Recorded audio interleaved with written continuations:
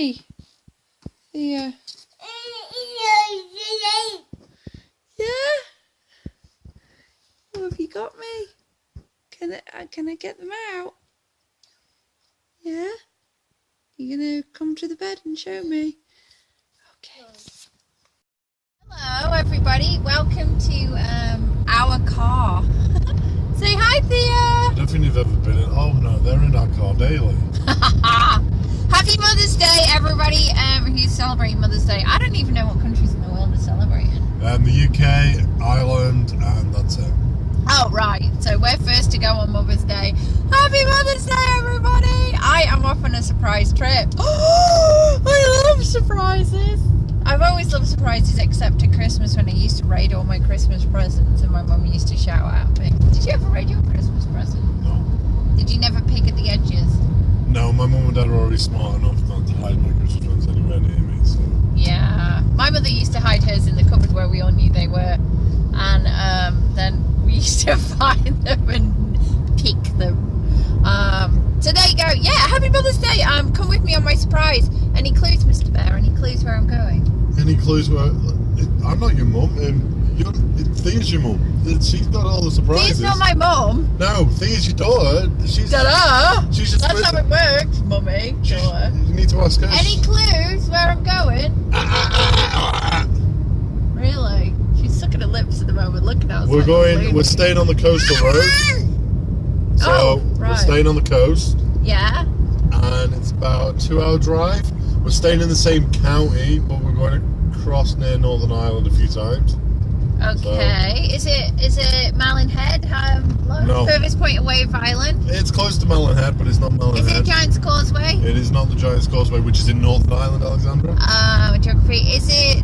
No, we're going the wrong way for the Burren. Is it famous? It is famous if you are an American tourist or an English tourist coming over to Ireland. Okay, I like this. Is it history? It involves a bit of history, yeah. Yay! History. You're taking me to history? Can't be paintings then. You don't like paintings. It's definitely not paintings. Cute. Okay, cool. I like the feel of your name on my lips. I like the sound of your sweet, gentle kiss.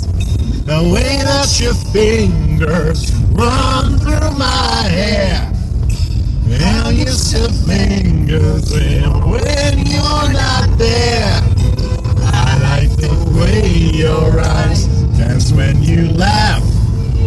And how you enjoy your 5-hour baths. Now you convince me you're dancing in the rain. Everyone else you like we were insane. I love the way you love me. Oh baby, strong and wild, slow and easy. So completely I love the way you love me. Woo! I like the sound. Well, we're having the most fun. We've been driving for how long, Mr. Scott? 2 hours. And I'm going to bury her in the woods. Happy Mother's Day. and the road has turned into, this is supposed to be a main road, and it's turned into just like little dirt track, really. Tell everybody, say hi. Hi everybody. Yeah, so I have no idea where I'm going. I've certainly not been able to guess so far. You were joking, right, about burying me in the box, weren't you? We'll see. Oh my! Oh look! See! Over in the distance. Okay, we made it, and it's over there in the distance is Malin Head, which is the end of Ireland. Oh, and we're in a place called Lagacurry, and we're going to the Famine Village. To learn all about Irish stuff and hedge schools and wakes and what else, Mr. Irish bread, learn about just Irish things, which is very good because we've lived here 8 years and there's still an awful lot we don't understand. So he's bringing me through a bit of Irish education. Should be fun. Oh, I'm still running. Okay, so we arrived. €15 for the pair of us, and kids are like over 4 you only have to pay for. And they brought us in here for tea! Yay! And biscuits and what is it? Soda bread. Soda bread, Alexander. Soda bread, I should know. Look at this place. It is so cute. But I need to take you guys outside. Because when you come in here, it doesn't look like much. But look at this. This is a teeny tiny Taste of Ireland. How cute is that? These are original houses. All the ones on this side are all original. And the one at the top. And a guy used to live in that one there until like 1983 or something. And they built these ones specially, but this is pretty much how it used to look. So we're going on a guided tour, private guided tour in a bit. Should be fun. Do your own thing. So this here's all about the 1900s. So the famine's way behind this is completely different. This house, myself, my family, we lived here till 1984 in this one here. And this In one. this house here. Until 1984 in this area, it's hard to imagine this now. It's because of all these new houses. There are only 3 slate roofs in this bottom half of the wood. All sites like this. And then looking back now, people. So we finished our tour, didn't we, Scott? How good was it? It's a good tour, yeah. It's by a local guy. You saw him at the beginning. He actually lived here. And this, there's loads of different things all about Irish history. So this is an Orange Hall, which is an Anglican meeting hall. And then we're going to take you to a Republican safe house because they wanted to represent both sides of the coin. So yeah, this is the Orange Hall.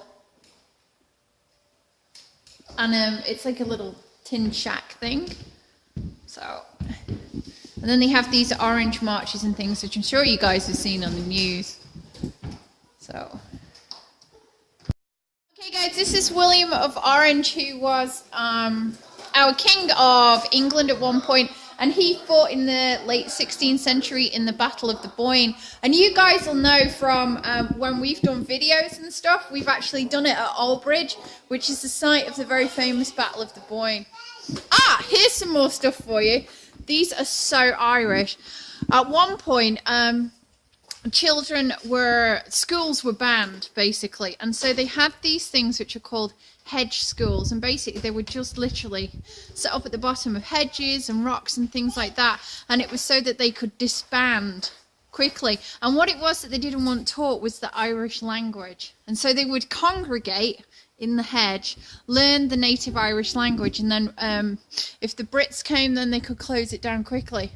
And the same thing happened with these. Now, Scott and I, how many times have we seen that thing to mass rocks and stuff? I had no idea what they were, but this is what it is. It's basically when the Catholic religion was outlawed, they basically held their churches in the open by a rock. And again, it's so the priest could get away because he would be beheaded if he was caught doing priestly things. We took you to the Orange House, and you know that was the loyalist side of things, and the Republicans wanted something for themselves, and so they designed this, and this is what's called a safe house. So if you were running from the police or the army or whatever, you would have come to a safe house. And look at this. See, it's hidden and it's secret, so we're going through. Woo! And it's very heavy. So you see, within minutes we've disappeared.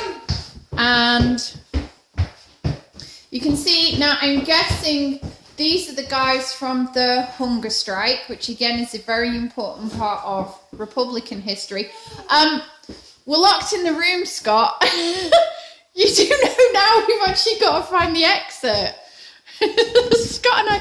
Oh! How did you know? Hey. Oh, that's incredible. I was going for it being down there. Okay. I want to come back in here again and actually read the walls. Oh, okay. Here is John Major and Albert Reynolds. a list of the appalling death toll that happened through the Troubles, which is just terrible. And then here we go. It's the people. You do know again that we're. Okay, I found it. Is it the chair? See, I managed this one. Oh no, here we are again. We're in another room. I think you can honestly say that we come through here and we don't really take notice of what the history is telling us. Here's Bertie Scott. Here's Jerry Adams. Jerry Adams, our former TD, Martin McGuinness, Tony Blair, not really much of a likeness, and John Hume, I think, from my... Oh, and here's a popular man, Bill Clinton and Mo Molam, who definitely Popular ladies anyway. Always popular with the ladies. Okay, I think this is us out the safe house. Come on, pull it, Scott. Yay! These safe houses are... Whoa! Oh my goodness. Ah! It's getting smaller. Oh goodness me. Oh wow. Okay, we really need to come back in here and actually do the safe house, like read it all. Seriously, Scott, how are we going to get out? This is the death toll of all the war with the Troubles. The Troubles. 2,154 were killed by the IRA or Republican. 1,112 were killed by Loyalists. 367 were killed by security forces, and 89 were killed by others. So that's a lot of people died. Horrendous. And Ireland is now just a totally different place since these things hopefully have come to an end. Okay, guys, here we go. I found it. It's the wardrobe. Oh, we can't. Okay, you move the wardrobe, Mr. Scott. Here we go. Oh my goodness. Oh! Oh my goodness me. If you guys could see this place, it's... Oh my god. Look at you go. It is definitely fun. I destroy my enemies when I make them my friends. Very true. So this is the end. And this is a copy of the Belfast Agreement with some very famous signatures on. God, it looks like an original as well. So there you go. We finished the safe house. We probably need to come back in and actually read it all. There's a current argument about whether or not we're going in the haunted house. Because it says it's not suitable for small children, but really it's because you're scared. I'll go in. All right, come on. Should we take it? No problem. No, look. I'm getting the willies just from going in. Go in. Oh, okay. Oh. Oh, no. I hate all this stuff. Nothing's gone off yet. I'm scared already. Come on, Mr. Bear. No. I'm really scared. Come on. Don't lag behind me. I thought things are supposed to go off. Maybe we've broken. Oh my god, I'm really...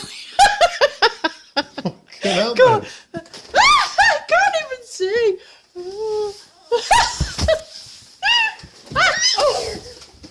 Oh, nothing's working. Maybe this is a good thing.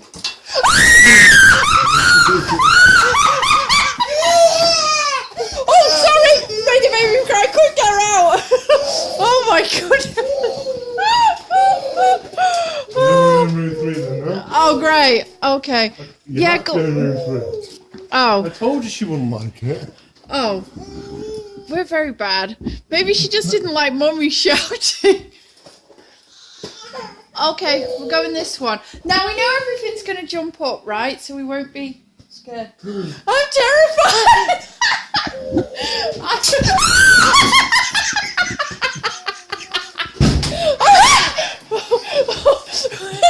Really bad. We're going to have to run through this. Oh, this is just horrible. Are you scared? It's okay. Nice one, Mummy. Oh, Mama. Whoa! Come on. Oh. Is it done yet? Yeah. No. Here's an emergency emergency exit. Shall we go through the emergency exit, Daddy? I think we've had enough scaring. Oh!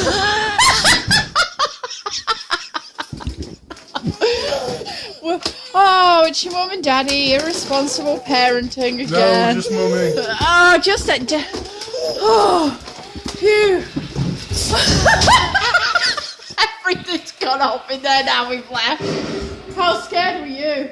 I was. I think I peed my pants. That was scary. Oh my god.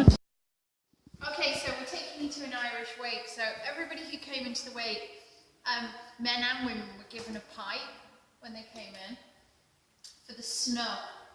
And the snuff is sat up on the chest of the dead person.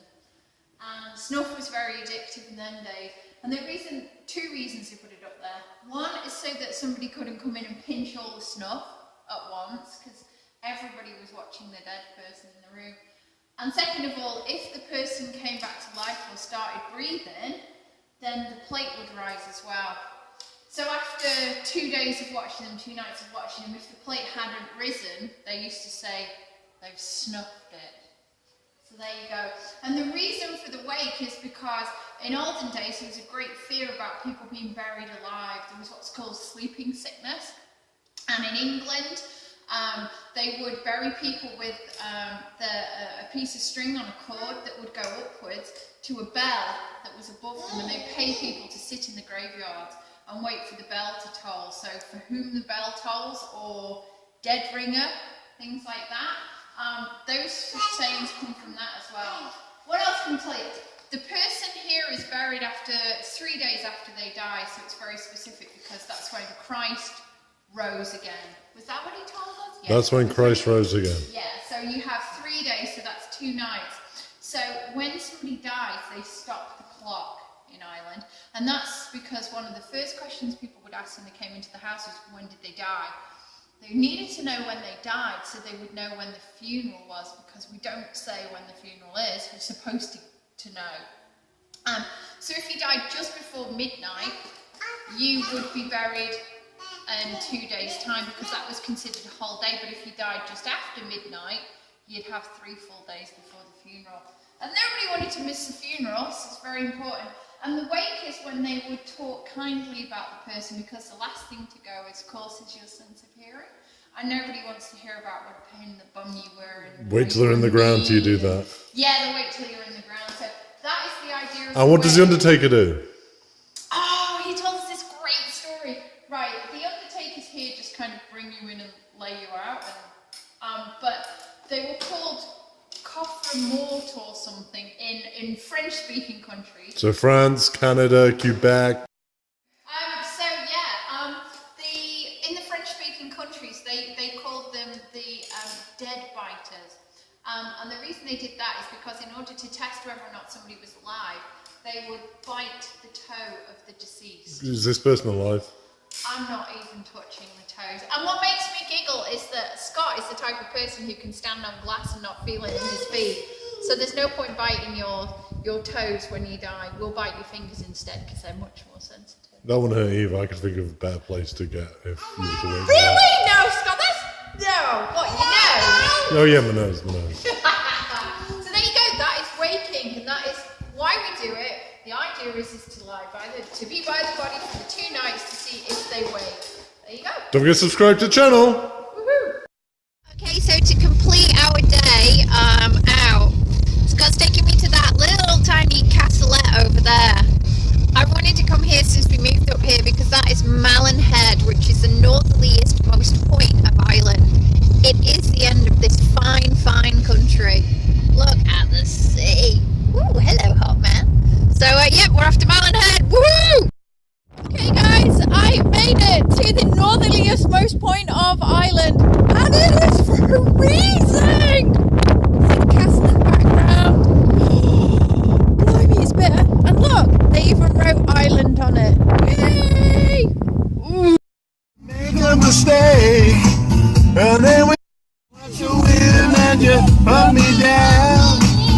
Hold me up and you turn my life around. Goes to show you can feel where to go.